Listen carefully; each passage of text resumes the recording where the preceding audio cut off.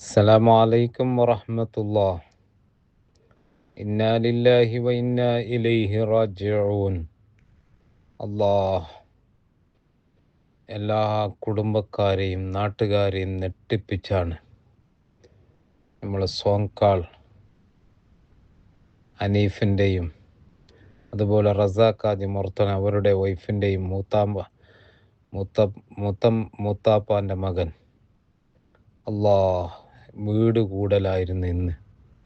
ഉസ്താദുമാരെല്ലാം ക്ഷണിച്ച് 3 മണിക്ക് അദ്ദേഹം സ്വന്തം വീട് കെട്ടി ആ വീട് ഉദ്ഘാടന ദിവസം പെട്ടെന്ന് റബ്ബിലേക്ക് യാത്രയായി.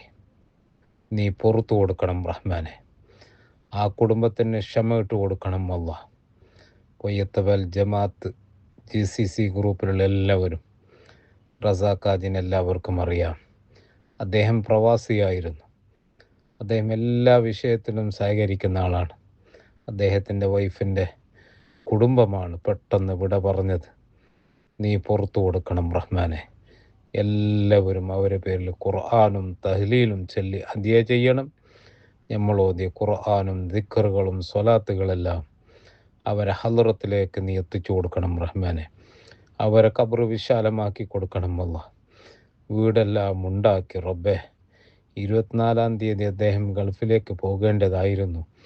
നിന്റെ വിധി, നിന്റെ വിളി റബ്ബേ. നല്ല ദിവസമാണ്, നോമ്പും നോറ്റ് പെരുന്നാൾ ദിവസം നിന്നിലേക്ക് യാത്രയായി.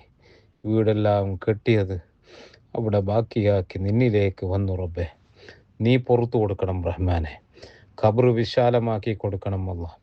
ഇതാരാണെന്ന് ചോദിക്കുമ്പോൾ ഹബീബ് സല്ലല്ലാഹു അലൈഹി വസല്ലമ തങ്ങളാണെന്ന് അവിടുന്ന് പറയുന്ന നാവ് അദ്ദേഹത്തിന് നീ നൽകണം റഹ്മാനെ.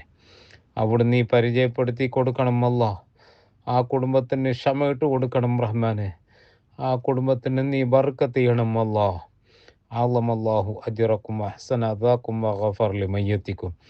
അല്ലാഹു അജ്റക്കും അഹ്സന അദാക്കും വഗഫർ ലിമയ്യത്തിക്കും.